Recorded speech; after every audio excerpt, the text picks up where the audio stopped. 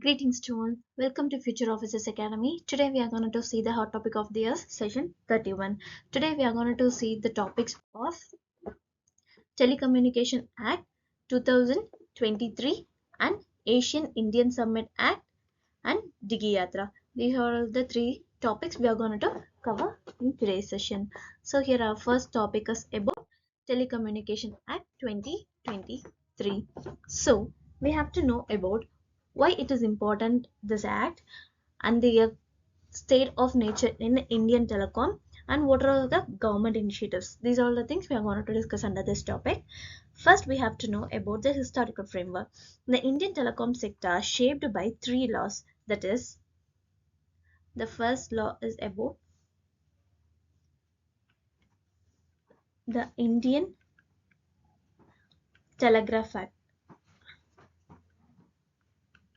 1885. Next, the second one is Indian Wireless Telegraph Act 1993, and the third is the Telegraph Wires Unlawful Possession Act of 1950. So these are the three laws which have been evolved till now. The 1950 Act addressing unlawful possession of telegraph wires was recently repealed by the Repealing and Amending Act 2023, emphasizing regulatory adaptability. Now, what are the regulatory authorities of it? The TRAI Act 1997, instrumental in tariff regulation, established both the TRA and the Telecom Dispute Settlement and Appellate Tribunal. Licensing authority, however, remains vested in the central government.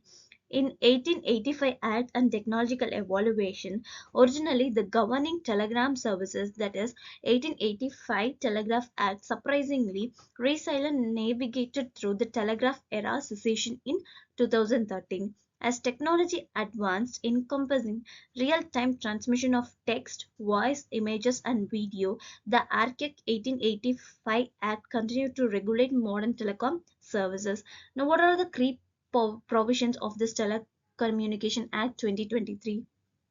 The first thing is authorization and licensing requirements. Next, spectrum allocation and usage. Third, satellite internet provisions. Fourth, surveillance and suspension powers and regulation and standards.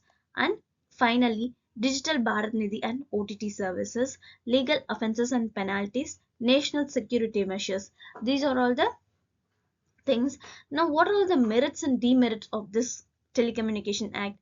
The merits are shifts to new paradigms, navigate of different communication technologies, also the forward steps, technology neutrality in spectrum usage, and regulatory convergence of digital technologies.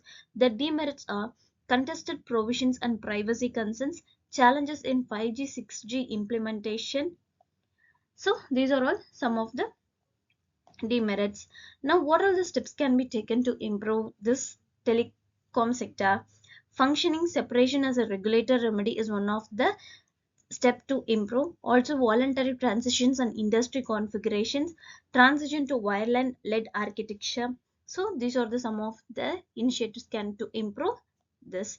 What are the government initiatives have been seen under this Telecommunication Act? The government initiatives are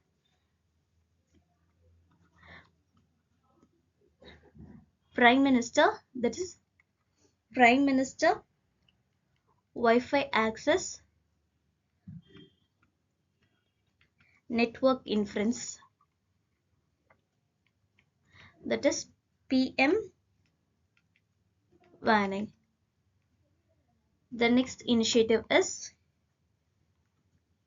BharatNet project. BharatNet project. The third is production linked incentive. Fourth, Bharat 6G alliance.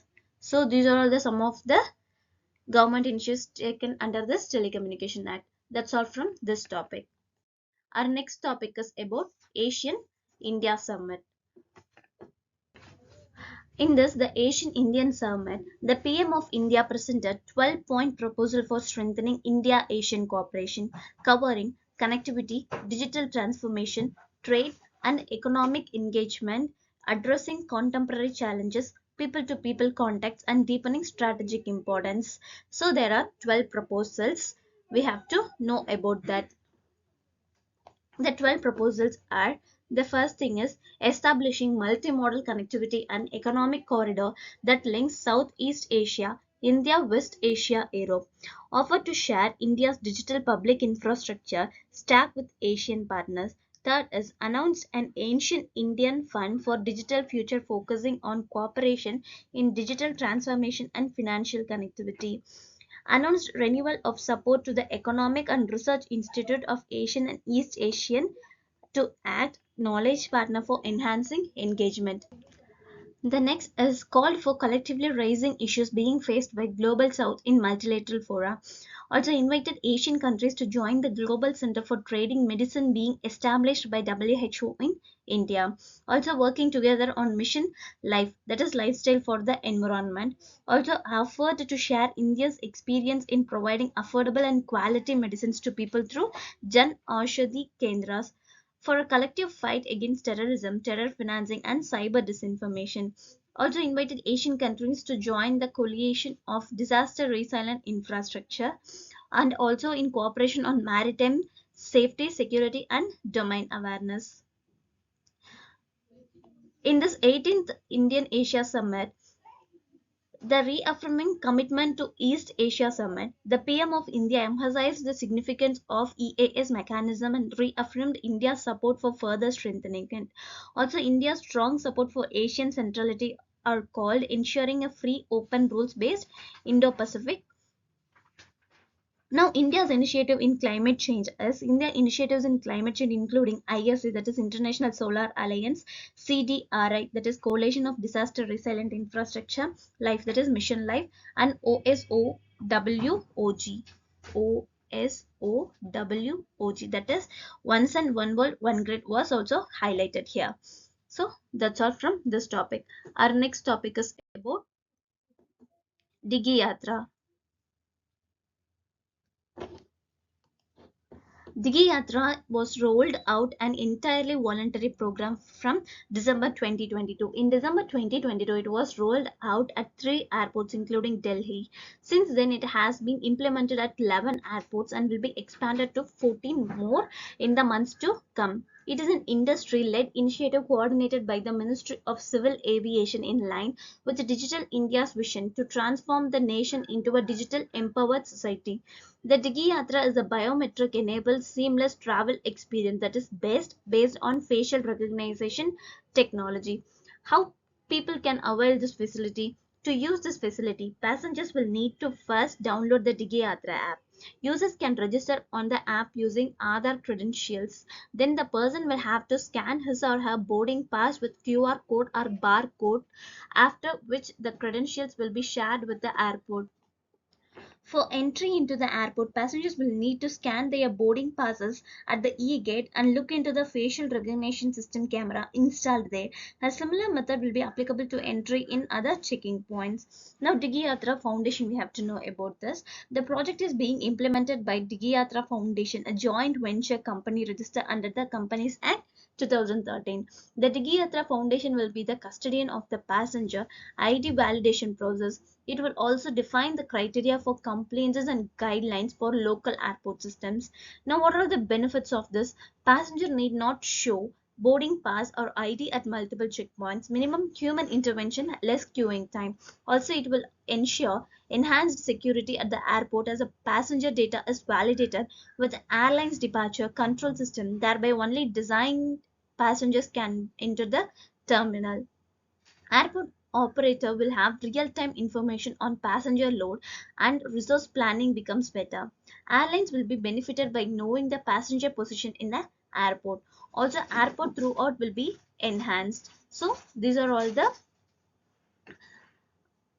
Digi Yatra benefits. Now, what are all the concerns we face here? The privacy violations, data security, all the concerns stand by here. So that's all from our today's topic. To read this document, you can visit our website. Our website link have been provided in the description. To get more daily current affairs videos, follow our YouTube channel, also our Telegram channel. Thank you.